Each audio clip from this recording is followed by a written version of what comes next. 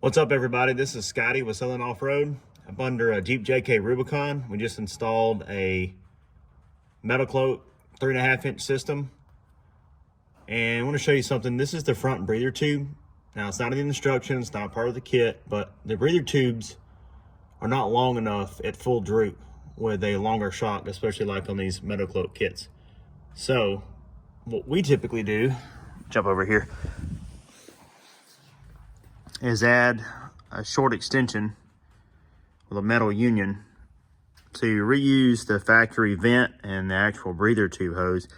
And we use these little Dorman unions and a piece of 5/16 hose to extend the breather tube enough so when the suspension's at droop, we don't have any problems with the breather tube getting pulled out. This is actually mostly for the rear.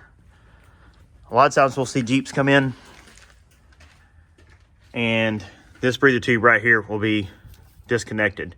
And it's because where it's attached up here, it's not long enough, the suspension droops out and it pulls it off the actual fitting.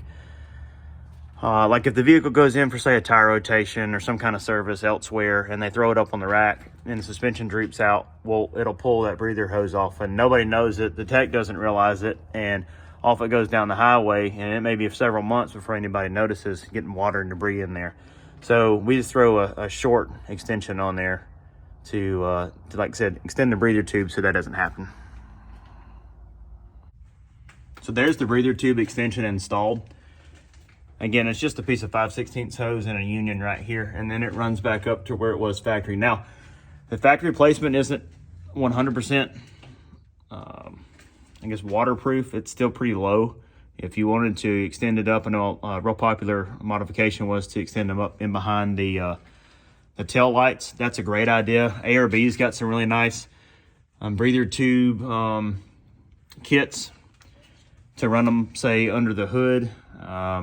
But I know in the past, to go even further than just this little extension here, you can run them up and behind the tail light and get the breather tube way up there, so you don't have to worry about any getting water into the rear differential.